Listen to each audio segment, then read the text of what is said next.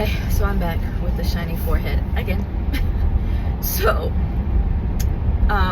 to follow up on the first video that I made, I think I ended with me being in love with him, or him being the only man that I was with for 3.5 years, because we did start seeing each other probably in about September. So, he was the only person that I was with that entire time. Anybody else that I had been talking to, I kind of had stopped seeing them probably in November-ish, because I realized what I was feeling for him.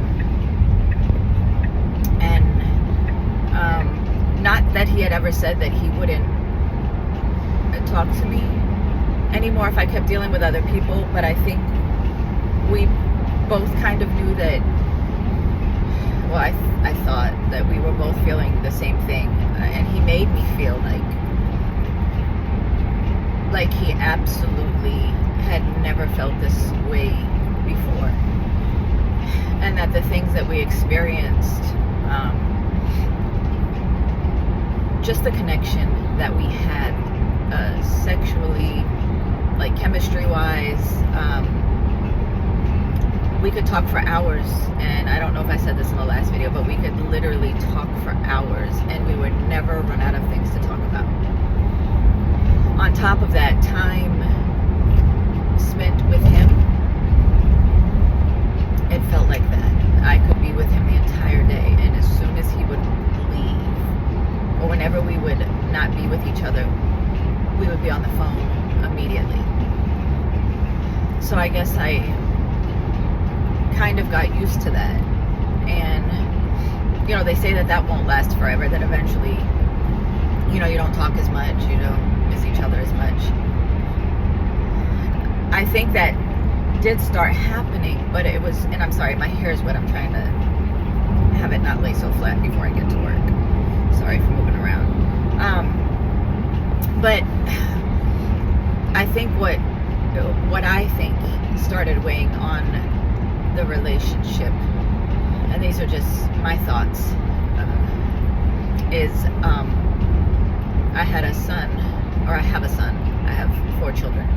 I have a son that was struggling a little bit. He has 2 daughters, and they had to come stay with me. Prior to that, I lived alone, and it was kind of an emergency. So at the time, the babies were 6 months and almost 2, and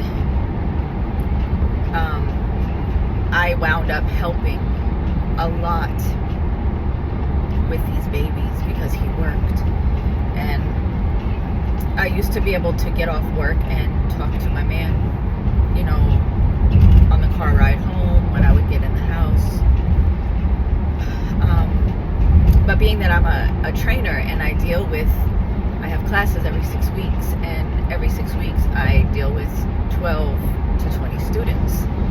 And I found myself, because Amazon had ramped up the hiring process for the transportation department, so I wasn't getting a break like I was previously in between classes.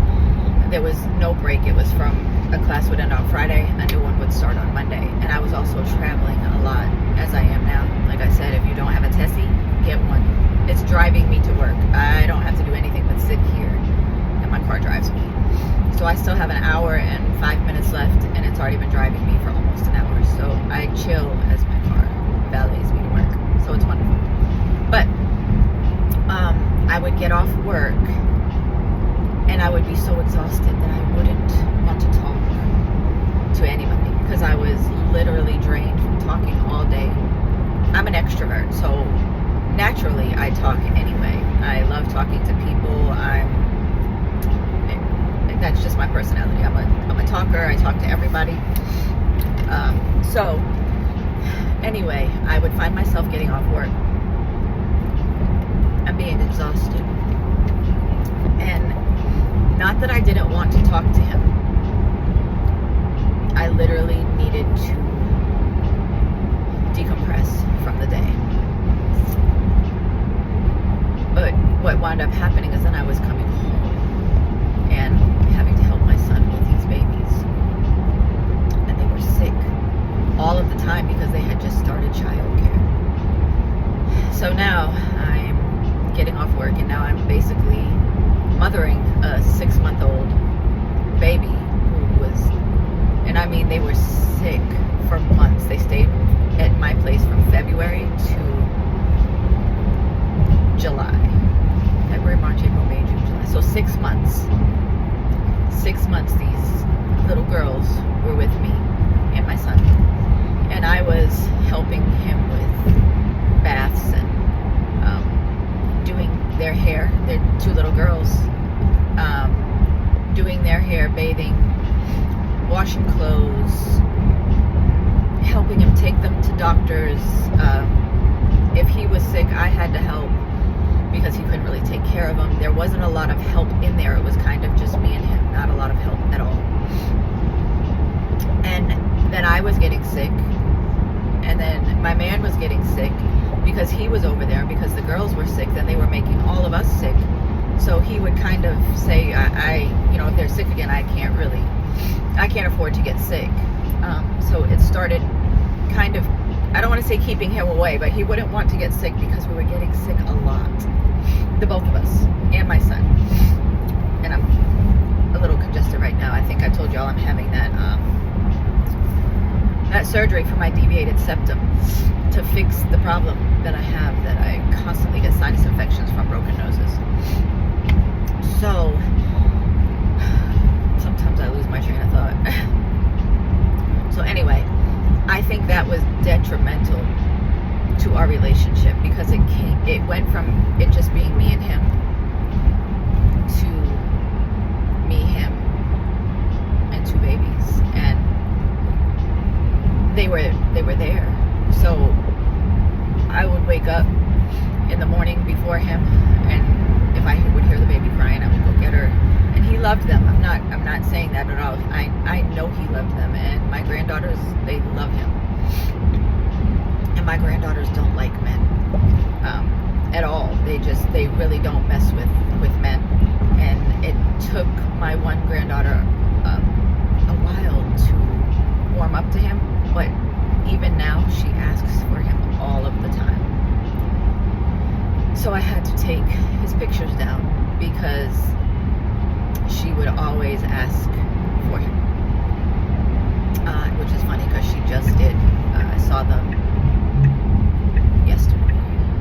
yesterday, and she just mentioned his name in conversation.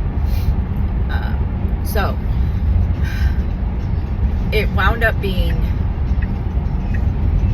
I didn't really have the time for him, and me also going through menopause, it kind of makes you more moody.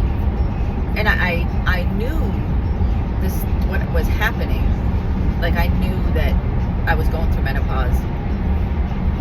I knew sometimes I would get irritated and frustrated, which is not my personality at all either. Like, I'm normally pretty happy all of the time, or I feel like I am. I don't want to really hurt people's feelings or make them feel bad. I guess it is part of what I have. I just thought that I just don't want to hurt people. I don't want to make them feel like crap. But part of anxious attachment is you people please. So you try not to, you just try to make everybody feel good, I guess. Like I said, I'm still learning about this through the therapist that I'm seeing. My car is switching lanes like crazy. So I found myself just getting frustrated because I wasn't getting a lot of sleep. I was sick. I was working so hard at work. On top of this, all within this time frame, let's say now we're in May. So we're in May. We had a cruise planned. And we did go, but there was a cruise planned with my son, my man, his wife, my son's wife. They all had purchased a cruise for me the year prior for Mother's Day. Or they planned it. I got it Mother's Day a year prior. And it was gifted to me, and my man was also going on the cruise with my grandson, who was turning 4 while we were on the cruise. It was great. gift for me because I had never been on a cruise. I really didn't want to go on one. But I wanted to experience new things with my man because I loved him, and being that I had 4 kids and I was married, my ex-husband really did not like me. And this is not to talk down on him, because he had abuse and trauma in his life which caused him to be who he is. All of this stuff that happens to you as a child makes you who you are as an adult. Not that you can't get therapy and get help with it, but he always thought that he didn't need any therapy, which he does. Still to this day he does. So anyway, this cruise, and there's many other things I wanted to experience with my man. I haven't really been out of the country much, although I do have a passport. So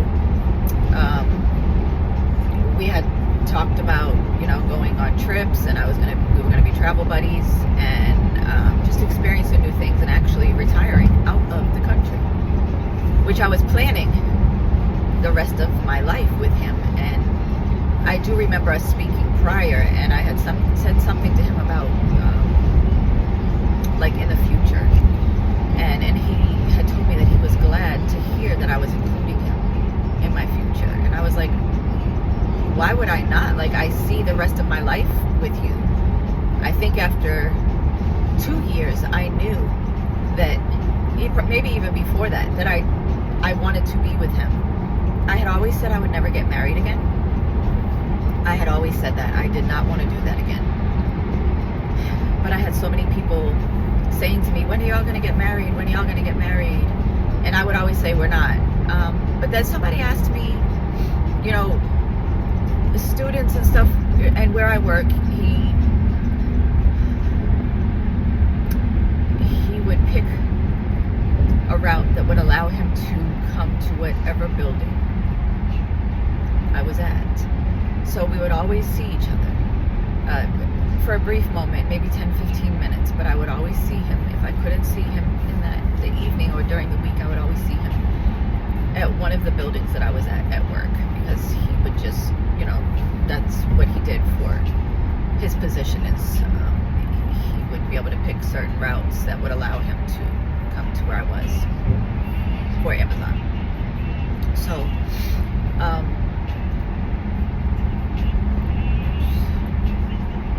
it's just so sad,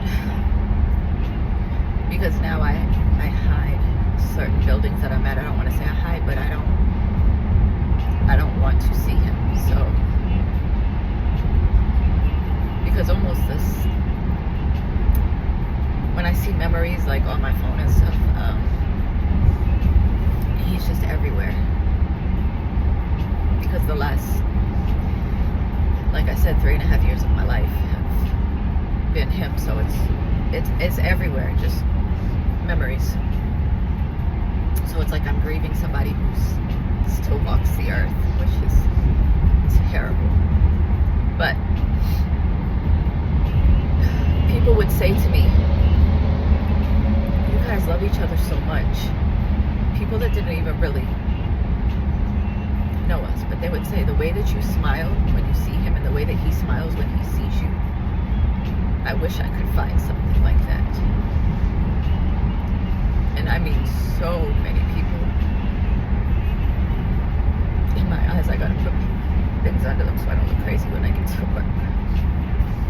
But people would say to me, and not just one or two, it was many, you guys really love each other, don't you? And I would say, I love that man. And I found him always saying to me, yeah, whatever. Because I don't think he believed me. Or he would say, I don't believe you. You need more people. When I would tell him how much I loved him and the way that he made me feel, he would say, I don't believe you. You need more people.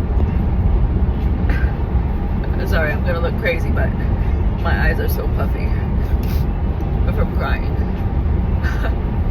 And this is not to make anybody feel bad for me. This is actually to help people, because I am learning so much about why I have this issue. that I didn't even know I had. And like I said, I'm 50, and I had no idea this was my problem. And this is why I can't take waiting on someone to tell me like what it's gonna be. That's the anxiousness. Like, I need to know now. I need to know, do you still love me? I need to know that you're not mad at me. And even if you don't do anything with this, I look nuts. Even if you don't do anything to where it's like, you know, you didn't really do anything, but I would think, did I say something? Like, did I have an attitude with him? I just didn't know. I didn't know, but I would always say to him, are you mad at me? And he would be like, why would I be mad at you? You didn't do anything. But I would feel like he was mad at me about something if he wouldn't respond the way that I felt he should.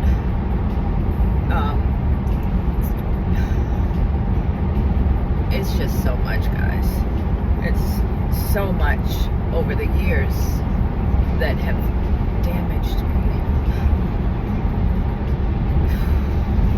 Just be patient with me, and I'm not down talking to anybody, because I am solely the cause of the demise of what happened here. Because he loved me well. He really did. He is a good man. So let me get back to the cruise. So we had a cruise. We went on a cruise. And I already I'm also finding out ADHD. Didn't really know. I knew I was always hyper. And now that I'm seeing things that says when you have ADHD, you go to the kitchen for a drink, and you'll try to change your career, and you'll be getting a drink, and then you want to change your career path and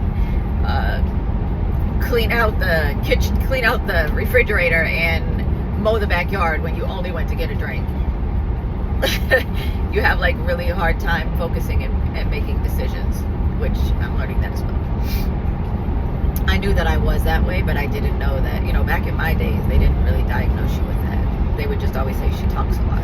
She doesn't stay in her seat. I remember seeing that on my report cards. So that is something that I did talk a lot, and I didn't stay still. So we went on the cruise, but getting prepared to go on the cruise was difficult because I still had the babies in my house, and I was just always tired, because menopause makes you tired anyway. It makes you exhausted because you have insomnia. So in the midst of all of this, helping and being sick, now I'm double time exhausted, and I'm getting sick triple times as much. And I'm more irritated because I'm not getting sleep, and I'm not feeling well, and my menopause, everything in your body hurts. And then I'm walking 7 to 8 miles a day, training people in the heat, in the rain, and dealing with multiple personalities at work, and then having to deal with all of this when I got off. I found myself just being more on edge, and I wasn't not trying to be nice to my baby because I loved him, but I found myself maybe being snappish to him, snapping, and I never ever wanted to do that, but I know that for sure on the cruise I did. And I walked away from him on the cruise ship, went to the room, and went to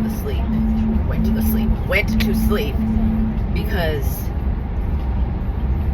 I was frustrated about something he had said to me. Like, he told me to sit down, I think, or something on the cruise, and I was scared because the boat was rocking a lot. We were in the Gulf of Mexico, and there was a storm in Texas, and the boat was literally like people were walking, and they were tipping side to side, and everyone's like, oh, this is not bad,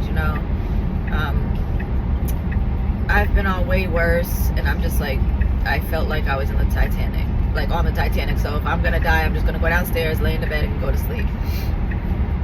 And I was standing up because I was afraid, which, you know, with the anxious attachment, you also always almost envision the worst scenario, which I'm learning that as well. And that's me. Like, I always think of the worst case scenario of what may happen if I do something. So I would always be like, no, I'm scared. And I'm not scared of a lot of things, but certain things that are out of my control, because I like to be in control, scare me. Like going on a cruise, I can't control the ship. I don't mind flying, but I don't want to fly on a plane for 10 hours. To me, that's too long. Either knock me out, or I don't want to go on the plane. Even this car, like my hands are right here, so when it's driving me, if anything goes or it looks like it's gonna go wrong, I'm gonna grab this wheel. Which they make you look forward anyway, but I still don't trust the computer fully. So anyway, on the cruise, I kind of was a little snappish. And then we had, well, Father's Day, you know, Father's Day was okay, but like I said, this person, my man, or when he was my man, had his own issues, to where, you know, he has a child and they don't particularly have a great relationship, but my kids loved him. You know, they actually at times felt like, you know, he was just a great man. He was just a great man. I'm just going to leave it at that. My children absolutely loved him. But towards the end of May, I'm trying to think when it was, towards the end of May, I believe, or the beginning of June, it was sometime that he actually had told me that he was really struggling with how he felt. And he had suffered a significant loss. And he told me that his heart was broken. And no matter how hard he tried, it wasn't healing. And even though he seemed like he was happy, every day he was not happy at all. So as I had always told him, I'm here for you, as anxious attachment people do. You know, as if I wasn't suffering as well. It didn't matter what I had going on. I was solely hyper focused on him. Because at this time I had also had a son that was released from prison, which that will also be a part of some of my videos, is what happened to my children being in this abusive relationship that I was in, that caused damage to my children, and I should have gotten out immediately. I should have never got married. I should have never been with this man. I don't regret my kids. I have 3 beautiful children from him, and I love my children. I love my grandkids, but we were never meant to be. And I do believe in God, and I know there is a God, and I don't know the sole purpose of why I ever was in that relationship, but I thought that the purpose was to lead me to this love that I had found. I don't know if y'all ever heard that song, God Bless the Broken Road That Led Me Straight to You. But I sent him that song several times, and that's how I felt. I went through all of these struggles throughout my life just to meet here, and everything with us lined up. It was literally like fate. And I don't know that he's totally gone and he will never come back, but I do believe that God aligned us, because everything, and when I say everything, I've never had so many coincidences that everything was just perfect. From the music that we listened to, the things that we liked to do, just everything it was so peaceful when I was with him. I felt so safe. I felt so loved. I felt things that I had never felt in my life. And he told me the same about himself. Like we would speak on the coincidences and how we would be thinking the same thing. I had sent him a song one time, and we hadn't even spoken about this song or anything. And when I sent it to him, he said I was just singing that. I would go to call him, and he would say I had my phone in my hand and I was just about to hit your number, or he would text me and I was already in the middle of texting him. It was just things like that would happen. And it was so much more than that, how things just aligned so perfectly. And I had never ever felt this way ever in my entire life with anybody. So gosh, I lost my train of thought again. I don't even know where I was at, guys. But I guess I'll end this one here because the next video is 40 minutes long. Because, like I said, yesterday I thought I was recording the whole time on my way to a Super Bowl party, and I got there and I wasn't. So I was like, what the heck? So now I'm paying attention to that this is actually recording. So I'm going to end this here. And again, this isn't to downgrade anybody, to speak bad on anybody. I'm solely speaking on my experiences and what I'm learning about myself, and that this is therapeutic to me. That's why I'm not attaching names. Some people that know me will know who I'm speaking about. But what I'm speaking about this is my perspective on things. Everyone has their own perspective. I'm sure my ex-husband, and he has told me before, that he treated me good. He thinks he did. So for him, material things was treating me good.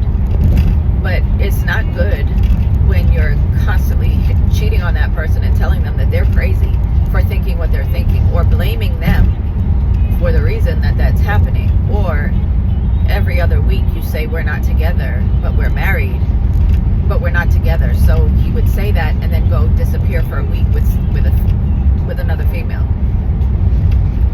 So in his eyes, we weren't together, but we were married, and he treated me well.